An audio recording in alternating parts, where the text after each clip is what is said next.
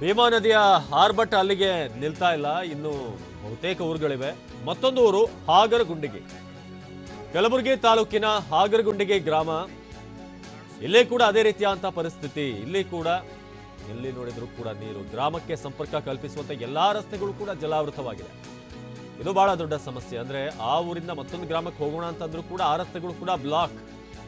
ಹಾಗಾದಾಗ ಎಲ್ಲಿಗೆ ಹೋಗ್ತಾರೆ ಜನ ಅನ್ನೋದೇ ಈಗ ಸಮಸ್ಯೆ. ಈಗ ಅವ್ರಿಗಿರುವಂಥದ್ದು ಕಾಲ್ನಡಿಗೆಯಲ್ಲಿ ಹೋಗುವಂಥದ್ದು ಅಥವಾ ವೆಹಿಕಲ್ ಮೂಲಕ ಪಾಸ್ ಆಗ್ಬೋದು ಅಂತಿದ್ರೆ ಒಂದು ಪ್ರಯತ್ನ ಆದರೂ ಮಾಡ್ತಾರೆ.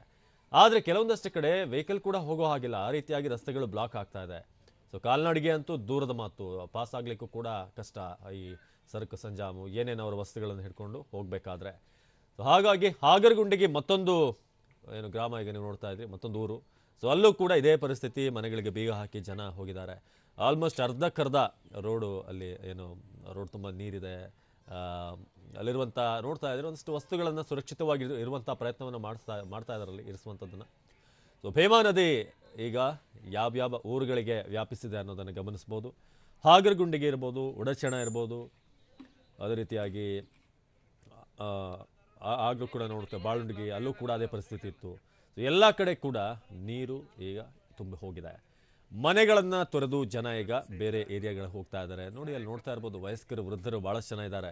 ಸೊ ಕೆಲವೊಂದಷ್ಟು ಜನ ಅಲ್ಲೇ ಬಟ್ಟೆ ಒಗೆಯುವಂಥದ್ದನ್ನು ಕೂಡ ಮಾಡ್ತಿದ್ದಾರೆ.